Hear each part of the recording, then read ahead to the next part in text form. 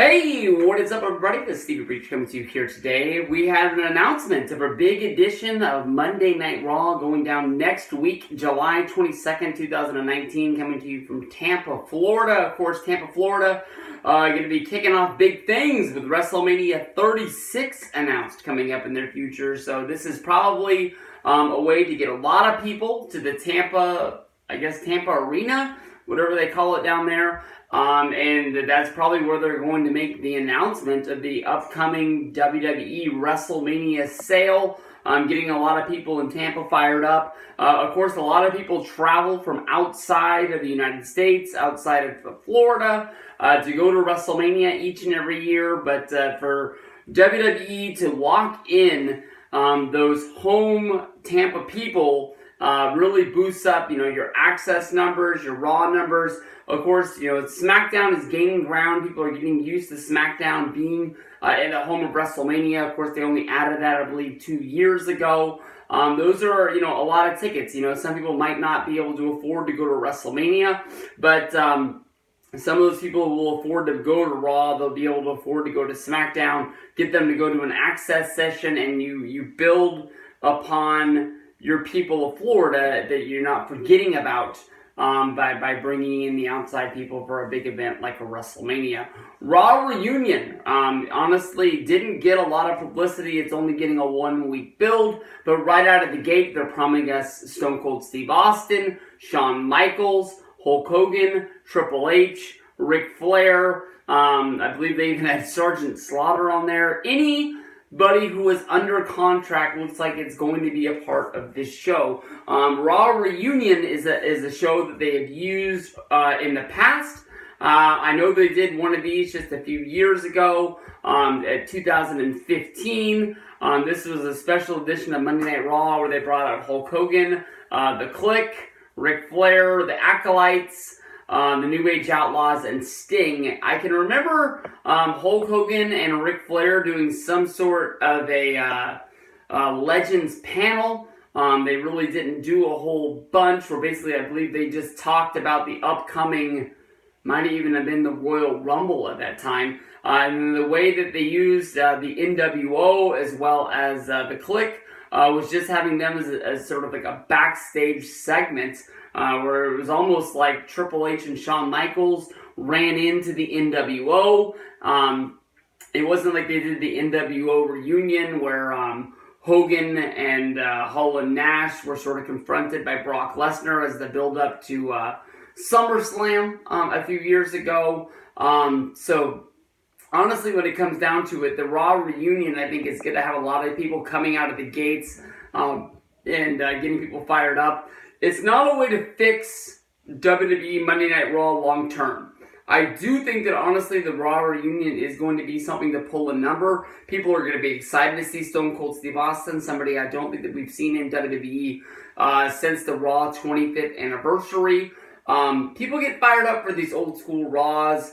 I remember old school Raw in, I believe, 2010, maybe 2011, when they did the first one. People got so fired up, we thought that we were going to see an old school WCW Nitro edition of Monday Night Raw. We know that they have the Nitro set in the archives, or, that big warehouse that they have, whatever they call it, for them to bring that there and find a way to bring the old stars of WCW that are under contract or in good terms. Would have been pretty cool to see guys like Vader get his face to return.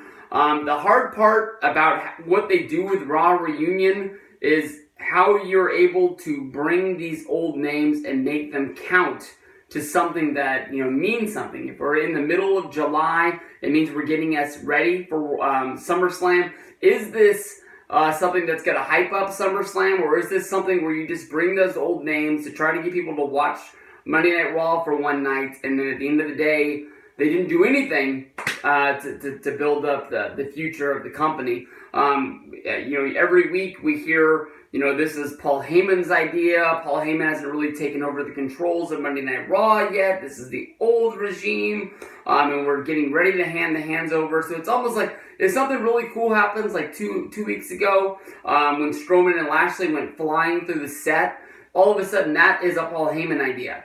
when Raw shits the bed like it did last week on Monday Night Raw and really nothing happened in 3 hours, all of a sudden, that's like, Paul wasn't even at Raw. Paul had nothing to do with it. So I'm not quite sure. If you go back in the history of time, I believe back in 2005, they did a Raw reunion as well. That one honestly was just the Raw reunion because I think they were bringing all 3 brands, Monday Night Raw, SmackDown, and ECW, all on the one show, all at one time. I believe, I can't find it. I was going to try and click the link and see if anything happened. But, when they do these shows and they do them right, I think it really does mean something to what's going on, and it gets people to sort of come back. Just in this last week, Freaking Yeah 88, my good friend Miguel made a video that after, I believe, 26 years of watching wrestling, he's not going to watch Raw anymore until he hears that something is going to happen or something that's really good. I think I canceled the network. I'm not quite sure if he canceled the DVR recording or not. I think that honestly, you could still record on the DVR, and if you don't want to watch it, you just hit delete. But I think that if something really cool happens, I think you need to have that there. Something like Stone Cold Steve Austin coming back. Hopefully it's not just him giving a Stone Cold Stunner to Shane and Vince, which I will watch until the cows come home. I hope that it is something much more than that. I don't really know what Hulk Hogan means to WWE. Hopefully it's not him just coming back saying, WWE Network, $9.99, get your steals and deals. Ric Flair, who has cheated death almost twice in the last 2 years. I don't really know what he does, but hopefully he's just, strutting and cutting out there, because I think we all want to see Ric Flair to the day that he finally does, God forbid, kick the bucket. I think that we want to live it up on those last few days. I don't want to see him turn into sort of, Mean Gene Okerlund and, who was always making out with, it was Mean Gene and Bobby the Brain Heenan, who they'd always bring back, and they didn't know what to do with them, so they just had to make out with the Fabulous Moolah and Mae Young backstage, much like they did at WrestleMania 20.